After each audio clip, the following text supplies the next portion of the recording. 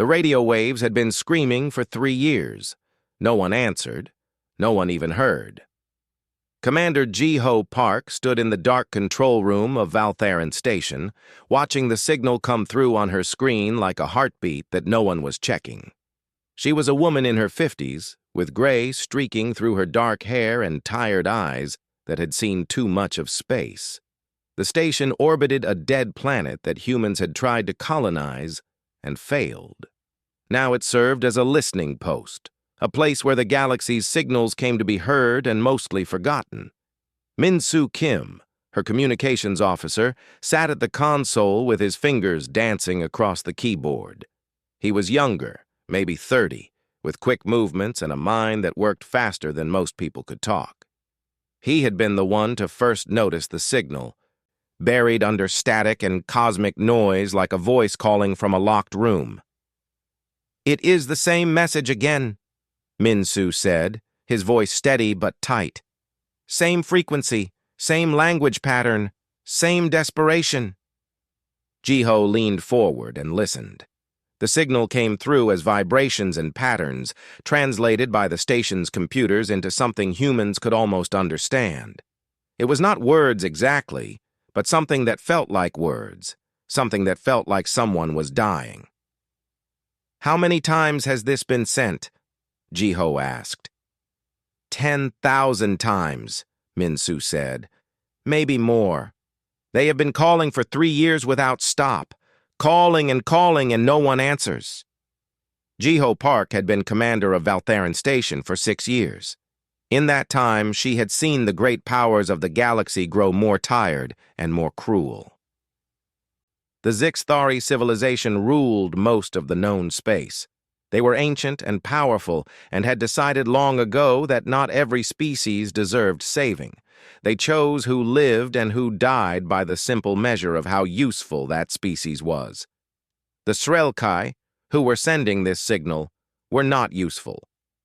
They were smart in their own way, but they did not have weapons. They did not have armies. They had only science and art and knowledge, and those things were worth less than water in a desert to the Zixthari. "I want to know everything," Ji-Ho said. "Everything about who is sending this." Min-Soo's fingers moved. Data filled the screen like water pouring into a glass. The Srelkai homeworld was located 3 weeks of travel from Valtheran Station at the fastest speed a human ship could travel. They were a species of 7 billion people, tall and thin with skin that shone like copper in certain light. Their civilization was advanced. They had built cities in the clouds and beneath the oceans. They had created art that could make other species weep. But 3 years ago, something changed. A black hole had come. It was an old black hole, wandering through space like a hungry ghost. It should have stayed far away, but the mathematics of the universe are cruel and strange. The black hole was pulling the Srelkai world toward it. In less than a year, perhaps only months, the planet would be torn apart. The Srelkai would cease to exist. "They have tried to contact everyone," Min-Soo said. "The Zixthari Council, the Zenthian Collective, the Vorn Warriors, all of them said no." "They said no?" Ji-Ho felt something cold in her chest. "They said yes at first," Min-Soo said, and now his voice was almost ashamed. "They said they would consider it, but months passed. The Zixthari Council said the costs were too high. The Srelkai were not important enough. They had no territory worth protecting. They had no resources worth saving. So the Council said no, and everyone else said no because the Zixthari are the strongest." Ji-Ho Park had seen many bad things in her long career. She had seen species go to war. She had seen colonies die from disease and hunger. But she had never heard of a species that simply decided to let another species die when they could save them. The thought of it made her hands shake. "Can we save them?" she asked. Min-Soo was quiet for a long time. "Maybe. I would need to talk to the engineers and the captains. We would need many ships. We would need to move millions of people. It would be the largest rescue operation ever attempted by humanity. And we would need to do it very quickly. And if we tried, Ji-ho said. If we actually tried this, what would happen? The Sci-Fi Council would be very angry, Min-soo said. They told us not to interfere. They said that any species that tried to save the Srelkai would face consequences. They did not say what kind of consequences, but no one wanted to find out. Ji-ho Park walked to the window. She could see the stars from here, trillions of them. Each one maybe had planets. Each planet maybe had life.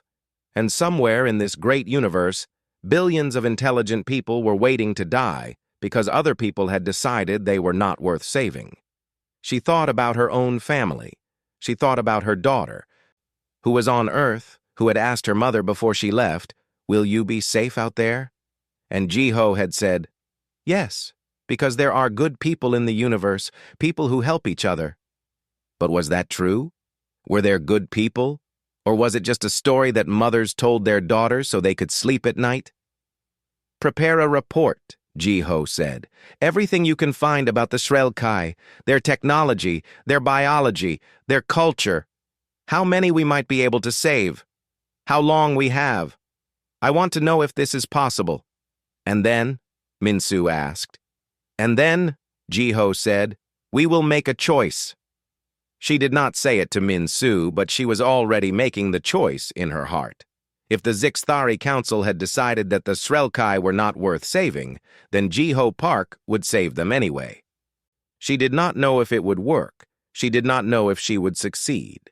She only knew that she could not be the kind of human who heard a voice calling for help and did nothing. That night, as the signal continued to come through the speakers of Valtharan Station, Ji-ho Park began to plan the rescue of a world. She did not know yet that this decision would change the entire galaxy. She only knew that somewhere out there, billions of people were running out of time, and she was the only one listening to their scream. The signal continued over and over, calling to a universe that had refused to answer. But now, finally, someone was listening. Someone was going to answer back. The engines of the Resilience hummed like a living thing as Captain Teo Choi ran his hands across the control panel.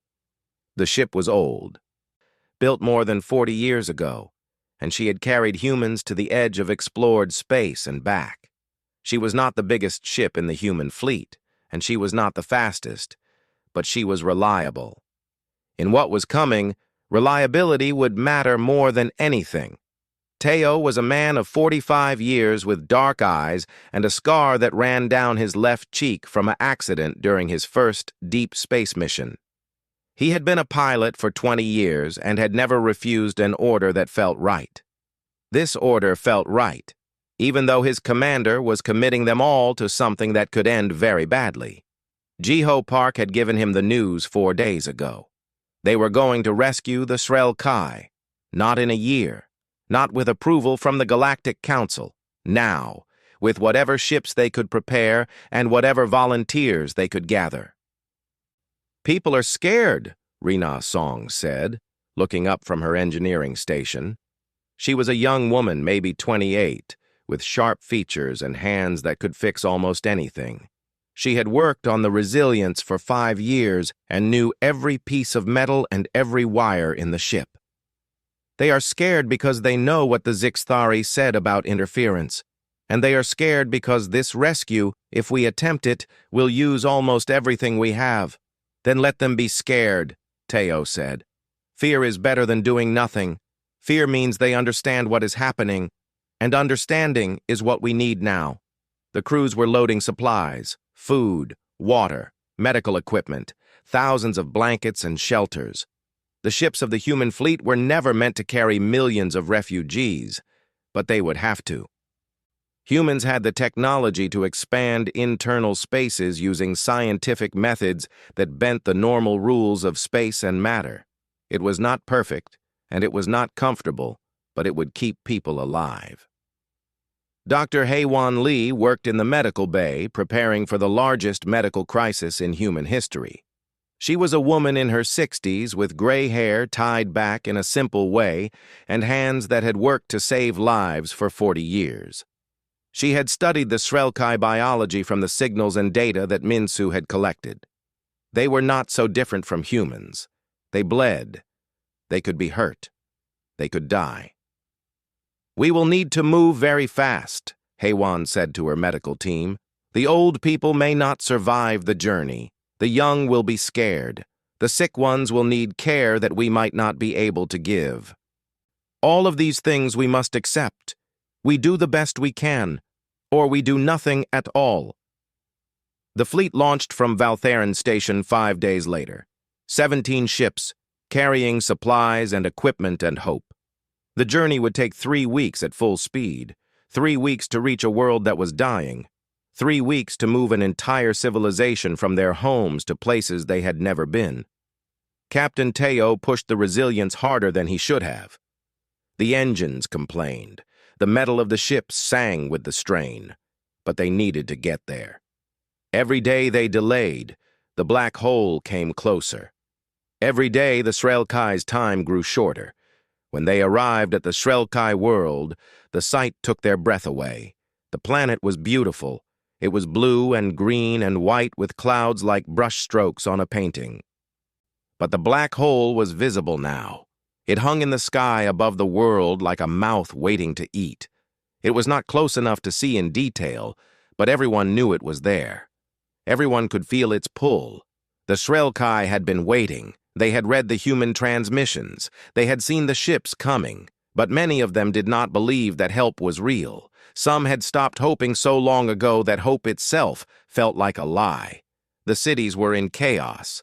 People were trying to carry their belongings, but the Shrelkai knew better than anyone that belongings did not matter. What mattered was life. What mattered was leaving. What mattered was surviving. Dr. Haywan Lee was the first human to meet them. She stepped out of the transport shuttle and the Shrelkai gathered around her. They were taller than she was, with copper-colored skin and large eyes that held both hope and fear.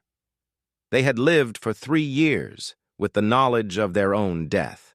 Now, suddenly, rescue had arrived like a dream that might vanish when they opened their eyes. "We are here to save you," Haywan said simply. "We will take as many as we can. We will move as fast as we can. You must trust us."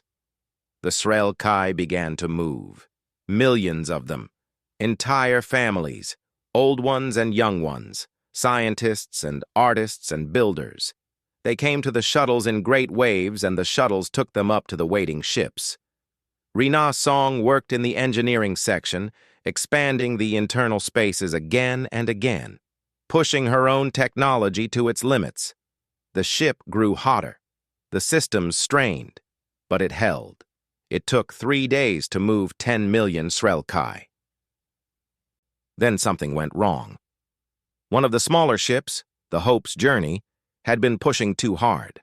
The same way that Captain Teo had pushed the Resilience, the captain of the Hope's Journey had pushed his ship beyond what it should bear. The engines failed. The ship tumbled. Inside that ship, 50,000 Shrelkai were waiting to be saved. Commander Jiho Park made a decision. She sent rescue shuttles. She sent every spare ship and every spare moment. They got most of them out, but not all. 50,000 Shrelkai died in the cold of space, even as humans tried to save them. Even as humans gave everything they had to rescue them. The Shrelkai did not blame them. They did not turn away. Instead, they understood something that had never been understood before. Humans had tried. Humans had risked their own lives. Humans had chosen to save them, and the black hole had demanded a price, and humans had paid it rather than abandon the rescue. In the final shuttle, as the last millions of Shrelkai left their world for the last time, they looked back at their planet. The black hole was closer now. In a few weeks, perhaps less, it would tear their world apart. Their cities would be destroyed. Their history would be erased. But their people would live. and they would live because humans had answered their signal. The ships turned toward home. The long journey back to human space began, and on every ship, humans and Shrelkai worked together, shared food together, learned from each other. Something new was being born in those ships, something that the galaxy had never seen before. The Galactic Assembly Chamber was built on a space station that orbited no world and belonged to no single power. It was a place where all the great species of the galaxy came to talk and debate and make decisions that affected billions of lives. The walls were made of something that looked like crystal, but was harder than diamond. The light came from sources that no one could see. The air was always perfect because machines worked constantly to keep it that way. Dr. Haewon Lee stood in the center of that chamber. Around her sat the representatives of every major power in the galaxy. The Zixathari were there, ancient and powerful, with dark skin and eyes that seemed to look through you rather than at you. The Zenthian Collective had sent speakers who communicated through sound waves that humans needed machines to translate. The Vorn warriors sat with weapons on their hips even in this place of peace, because the Vorn never truly believed in peace. And there were many others, smaller species and larger ones, all of them watching. Commander Ji-Ho Park sat behind her, and so did Min-Soo Kim. Both of them had risked their careers and their lives to bring the Shrelkai survivors to safety. Now, they faced the consequences. The chief of the Zixathari Council stood first. His name was impossible to pronounce in human language, so everyone called him Advisor Kren. He was tall, and his voice when he spoke was like metal grinding against stone. "You have violated the authority of this council," he said. "We made a decision about the Shrelkai. We decided that the costs of rescue were too high. We decided that the resources would be better used in other ways. And humanity, a young species who should still be learning respect, has defied us." Many of the other species nodded. They were afraid of the Zixathari. Fear kept the galaxy in order, or so they believed. Dr. Haewon Lee stepped forward. Her voice was steady and clear. "The Zixathari Council made a decision," she said. "But before you condemned billions of people to death, did you really understand what you were condemning?" She raised her hand, and images filled the chamber. The Shrelkai cities, the Shrelkai people, the art they had created, the science they had discovered. For thousands of years, the Shrelkai had been building something beautiful. "The Shrelkai are not a burden," Haewon continued. "They are a gift, and they have one gift that the Zixathari tried very hard to keep secret." She showed them the database. 10,000 extinct civilizations, 10,000 species that had died before the current age of the galaxy, and the Shrelkai had preserved them. Every piece of their knowledge, every discovery they had made, every cure they had developed, every piece of art and music and mathematics. "Inside this database is the cure for the Zenthian plague," Haewon said, and the Zenthian representatives made sounds of shock. "It is also the solution to the Vorn's energy crisis. It contains technologies that every species in this room needs. The Zixathari knew this. They had analyzed the Shrelkai data before the council made its decision, and they decided to let these people die anyway so that they could control this knowledge and use it to maintain their own power." The chamber erupted. Voices shouted over each other. The Zixathari were standing, their voices rising. Advisor Kren was denying everything, but everyone could see the truth in the data. Min-Soo Kim had found the evidence. Transmissions from the Zixathari Council dated before the decision. Messages that said exactly what Haewon had described. The Zixathari had received the Shrelkai's signal. They had understood the situation, and they had chosen to do nothing, not because they could not help, but because they wanted the Shrelkai to disappear. "Why?" a younger Zenthian asked. "Why would you let them die?" "Because the Shrelkai are weak," Advisor Kren said. and his voice was calm as if he was stating a simple fact. In the galaxy, only the strong survive. Only those who can defend themselves deserve salvation. This is the way of nature. This is how it has always been. No, said a voice from the back of the chamber. It was Q Wan Beck, a diplomat from humanity. He was a man in his 50s with gray at his temples and a way of speaking that made even powerful people listen. That is not the way of nature. That is not the way of the galaxy. That is simply the way that the powerful have chosen to rule. But times are changing. Q Wan stepped forward. We are offering the Srelkai the choice to share their knowledge freely, not to sell it, not to trade it for power, to give it freely to everyone in the galaxy, every species, every person. All of the knowledge of 10,000 extinct civilizations, freely shared. The chamber was silent. The idea was so radical that it took a moment for anyone to understand what he had said. And in return, Q Wan continued, we are asking that the galaxy change its ways.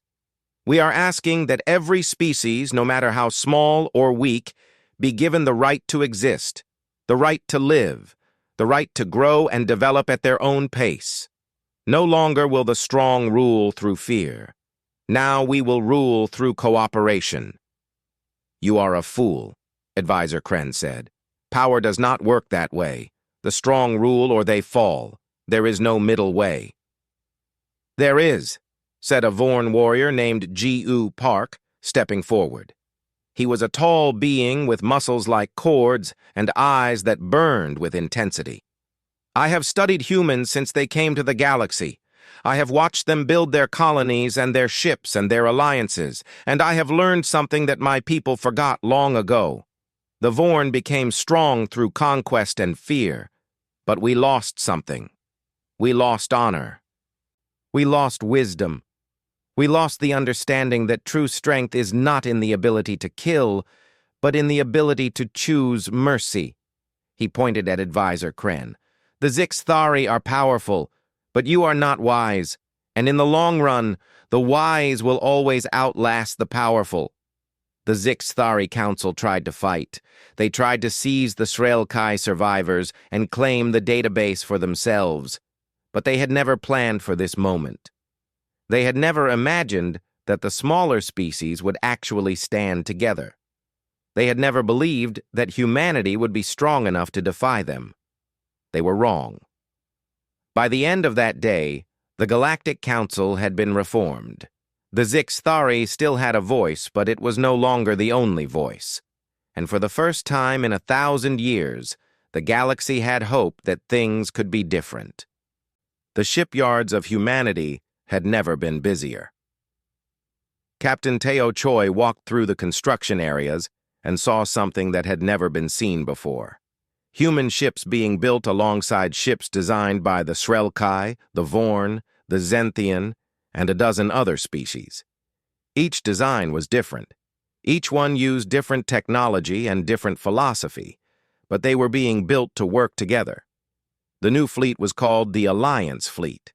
It was not the largest fleet in the galaxy, and it was not the most powerful if you measured power only in weapons.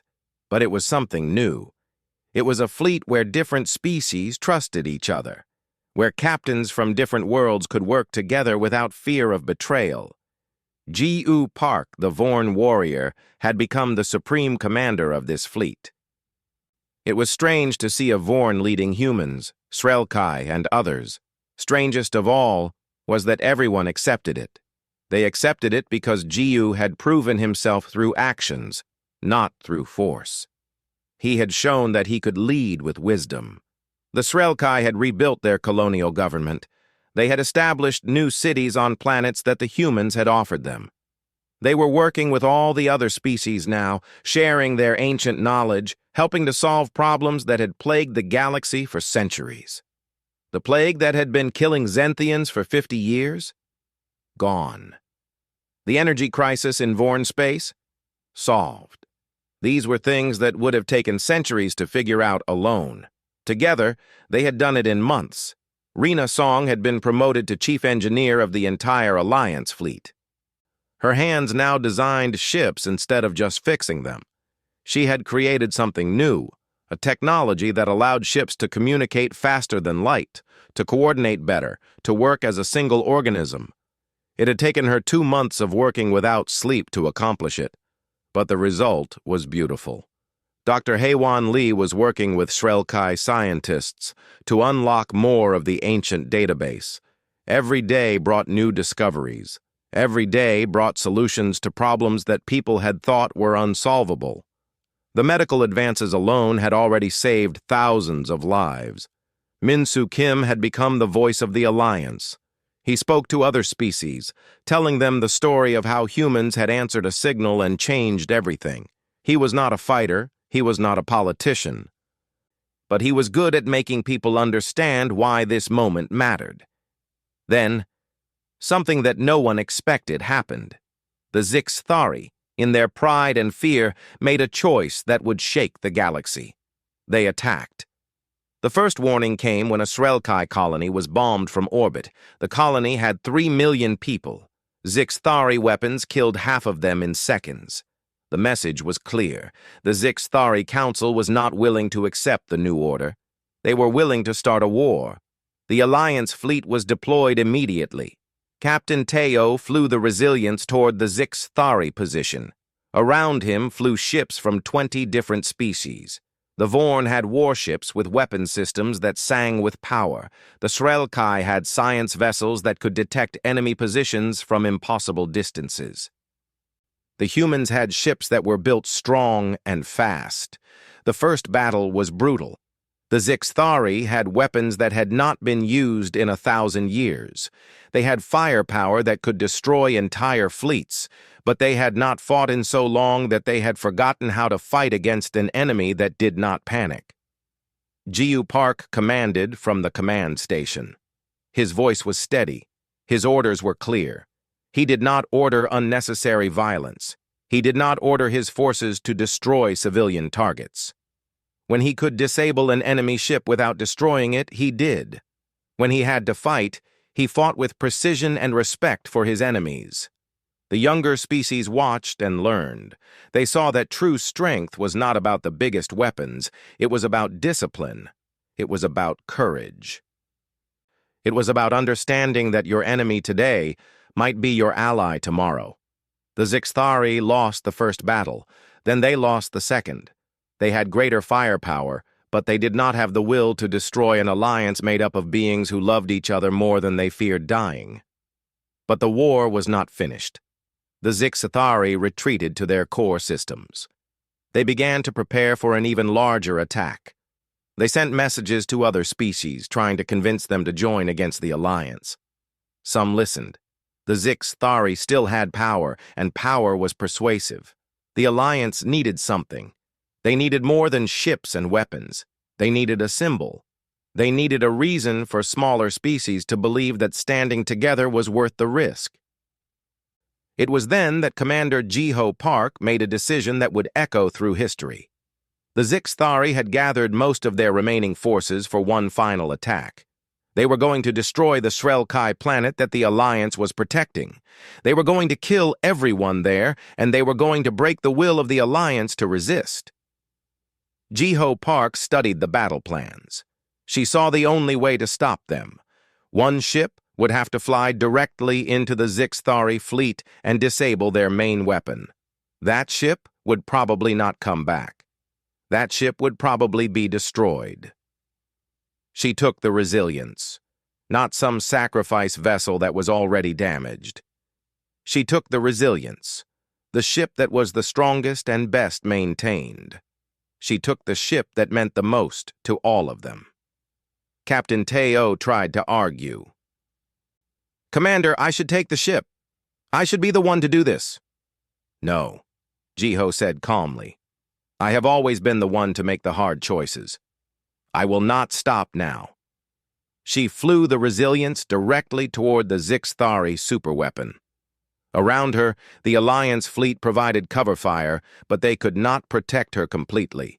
The Resilience was hit again and again. The ship sang with damage. Alarms screamed, but it did not stop. Jiho Park brought the resilience alongside the Zixthari weapon. She did not try to destroy it. Instead, she sent a signal, a cascade of energy that would disable it just long enough. Just long enough for the Alliance ships to evacuate the planet. The weapon failed. The planet was saved, and the resilience, the ship that had started it all, was torn apart by the explosion. But even as it died, Jiho Park sent one final message to the galaxy. A message that would become famous. A message that would change how all species thought about sacrifice. Some things are worth dying for.